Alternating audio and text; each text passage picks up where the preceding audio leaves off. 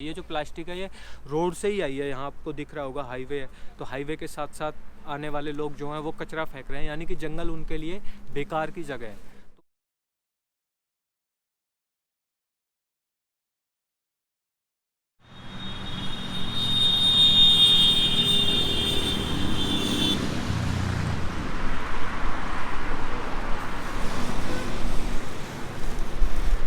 मेरा नाम सुनील है, सुनील हरसाना, मांगर गांव में रहता हूँ और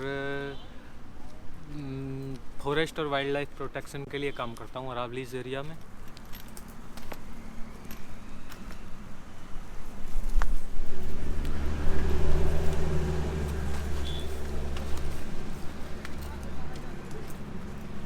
पूरे अरावली में जाएं तो पूरा अरावली तो 4 स्टेट को कवर करता है। दिल्ली रायसीना हिल से स्टार्ट होकर के गुजरात में कच्छ की खाड़ी तक जाता है। रेंज 690 किलोमीटर है। तो इसमें दिल्ली, हरियाणा, राजस्थान और गुजरात, और हर स्टेट में जो है स्टेटस अलग अलग तरह की है।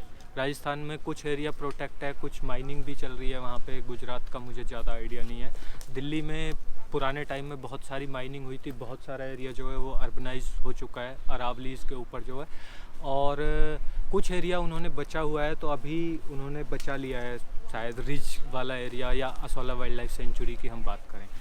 अब बात अगर हम हरियाणा की करें, हरियाणा के 5 डिस्ट्रिक्ट को अरावली कवर करती है। ऑलमोस्ट 60,000 एकड़ के आसपास जो है अरावली का एरिया है, जिसमें थोड़ा सा कुछ एरिया 20 से 25,000 हेक्टेयर का जो एरिया है वो PLPA में नोटिफाइड है। बाकी कोई परमानेंट जो स्टेटस है इसके प्रोटेक्शन के लिए वो यहाँ पे नहीं है।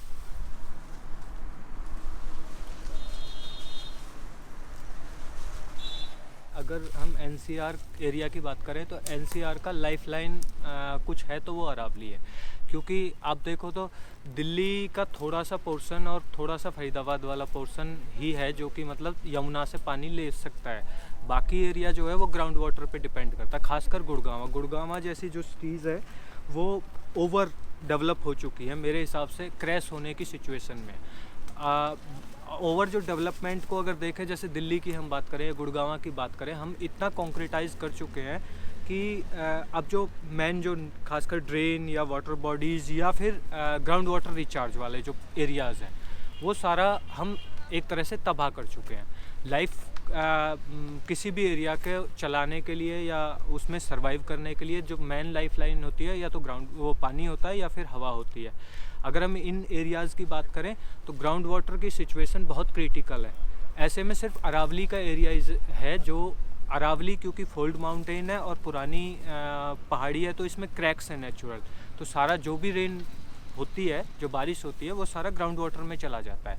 एक अनुमान के हिसाब से अगर हम दिल्ली के एरिया में 600 मिलीमीटर तक ईयरली रेनफॉल काउंट करें या मान के चलें एवरेज, तो उस हिसाब से Aravalli per hectare 25 lakh litre तक ग्राउंड वाटर रिचार्ज करती है। प्रेजेंट जो एक्टिविटी हम कर रहे हैं उसका ऑब्जेक्टिव है कि मेन पर्पज़ है लोगों को इस एरिया से कनेक्ट करना, कि ये हमारे जंगल हैं, हमें इनको संभालना है। अब इसमें हम तरह तरह के से लोगों को किस तरह से जोड़ना है, जैसे हम नेचर वॉक के थ्रू, या फिर कुछ चीज़ें होती हैं जैसे जो कंसर्न सिटीजन है जो जानते हैं कि भाई ये सारी चीज़ों का इफ़ेक्ट पड़ता है, तो उनको हम यहाँ पर ला करके, जैसे अभी ये क्लीन ड्राइव हम कर रहे हैं, तो इसमें 2 मोटिव है। एक तो कि प्लास्टिक यहाँ पे आ रहा है, दूसरा प्लास्टिक हमारे जो नेचुरल रिसोर्सेज हैं उनको किस तरह से बर्बाद कर रहा है। ये जो प्लास्टिक है ये रोड से ही आई है। यहाँ आपको दिख रहा होगा हाईवे है, तो हाईवे के साथ साथ आने वाले लोग जो हैं वो कचरा फेंक रहे हैं, यानी कि जंगल उनके लिए बेकार की जगह है। तो उन लोगों को जंगलों से जोड़ना, जंगलों का इम्पोर्टेंस क्या है, प्लस पॉलीथीन और ऐसी जो चीज़ें हैं जो ना सिर्फ नेचर को ख़राब कर रही हैं बल्कि हमारी वाइल्ड लाइफ के लिए भी नुकसानदायक है।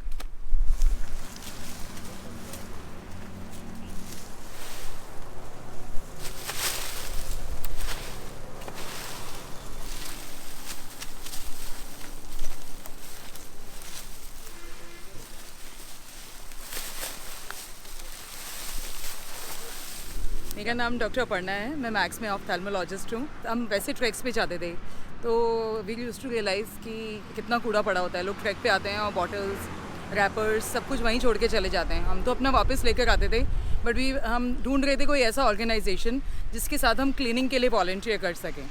तो उसी सर्च में हमारे को हीलिंग हिमालयस के बारे में पता चला। तो हमने उनके 2 कैंपेन्स के लिए वॉलंटियर किया, खीरगंगा और मलाना। उसके बाद जब हम वापस आए तो हमको लगा हमारे शहर में भी इतना कूड़ा है। और ये जो एरियाज़ हैं यहाँ हम लोग वॉक के लिए जाते थे, नेचर वॉक्स के लिए, जहाँ कहीं भी जाते थे वहाँ पे इतना कूड़ा मिलता था जंगल में। तो मेरी डॉटर को बेसिकली ये आइडिया है कि मम्मी हम यही यहाँ क्यों ना शुरू करें।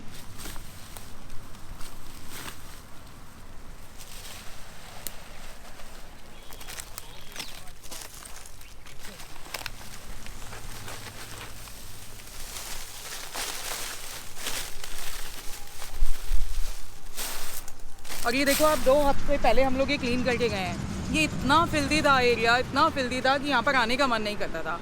आज फिर भी कितना साफ़ है, एटलीस्ट यहाँ से ट्रेल में जाने का मन तो करेगा। प्लस ये सारी सॉइल जो है ये ख़राब हो जाती है प्लास्टिक के टॉप सॉइल कवर कर देने से। मॉनसून आता है तो भी अंदर तक पानी नहीं जा पाता, ना कोई जर्मिनेशन होता है, ना कोई पॉलिनेशन होता है, सिर्फ कीकर ही कीकर पनपता जा रहा है। सारी बायोडाइवर्सिटी ख़त्म हो गई है जंगलों में प्लास्टिक वेस्ट डंप करने की वजह से। तो एटलीस्ट सॉइल तो रीजनरेट होगी। वेस्ट तो इतना ख़राब हो गया है कि शायद किसी यूज़ में भी ना आए, पर कम से कम सॉइल तो रीजनरेट होगी और लोगों को आदत छूटेगी जंगल में कूड़ा फेंकने की। सबसे गंदी तो ये आदत है जो कि छुड़ाना है।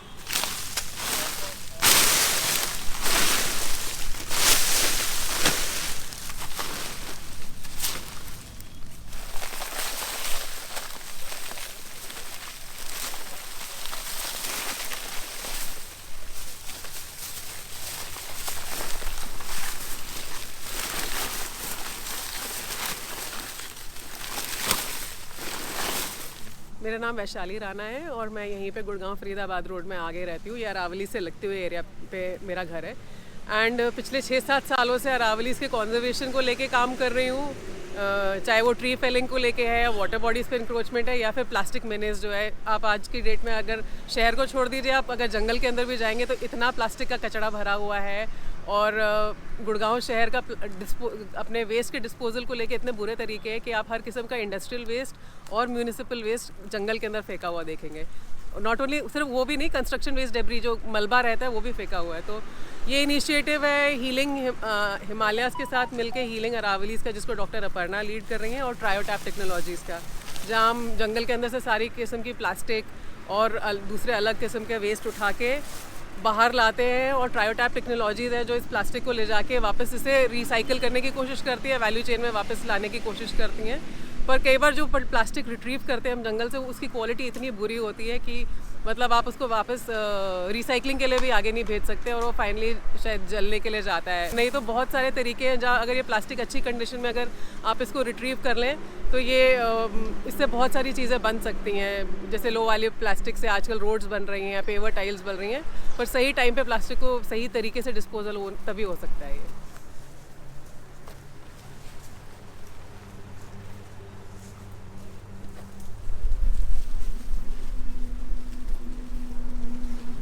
और ये जो एक्टिविटी जो हम जंगल के अंदर आके अरावलीज़ में हम हफ्ते में 1 दिन या हर 10 दिन में एक बार हर संडे इसको करने की कोशिश करते हैं। डॉक्टर अपर्णा ने बहुत अच्छा इनिशिएटिव लिया है हीलिंग अरावलीज़ से ये। सो शहर के बहुत सारे वॉलंटियर्स को जोड़ते हैं हम अपने साथ, और जंगल में आप जैसा पीछे देख भी सकते हैं बहुत सारे 25-30 वॉलंटियर्स हैं, अंदर से सारा प्लास्टिक इकट्ठा करके लाते हैं, ऐसे कट्टों में भरते हैं और ट्रायोटैप को दे के आते हैं।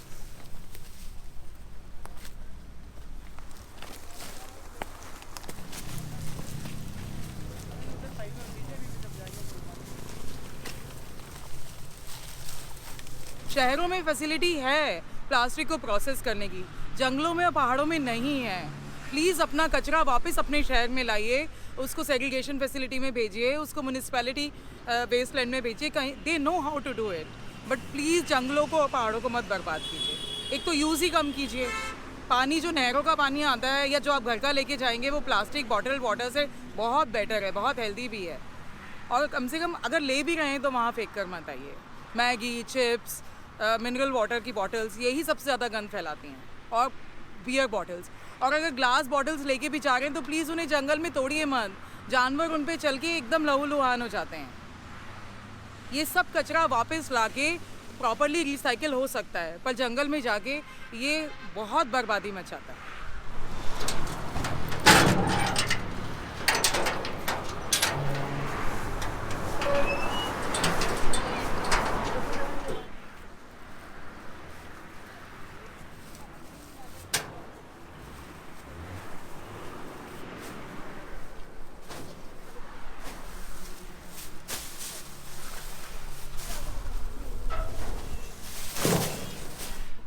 लाइफ का एक सिस्टम तो सभी लोगों का होता है कि भाई हर लोग चाहता है, हर आदमी चाहता है कि मैं अच्छी लाइफ जीऊँ, अच्छे प्रोग्रेस जीऊँ। लेकिन हम ये भूल जाते हैं कि जब तक हम समाज का पूरे समाज का जो खासकर नेचुरल रिसोर्सेज जो हमारे हैं और जो हमारे पास धरोहर है जो हमें कुदरत ने सौंपी हैं, उनको अगर हम बचा कर नहीं चलेंगे तो हम सिर्फ हो सकता है हम 10 साल जी सके, 15 साल जी सके, लेकिन हम अपना भविष्य अपने हाथ से बर्बाद कर रहे हैं। तो जहाँ तक मैं अपनी बात करूँ, मैं सिर्फ अपने हिस्से का एज ए ह्यूमन बीइंग मैं सिर्फ अपने हिस्से का काम कर रहा हूँ, और बाकी सब लोगों से अपील है कि वो भी अपनी जिम्मेदारी लें और अपने अपने हिस्से का काम करें। धन्यवाद।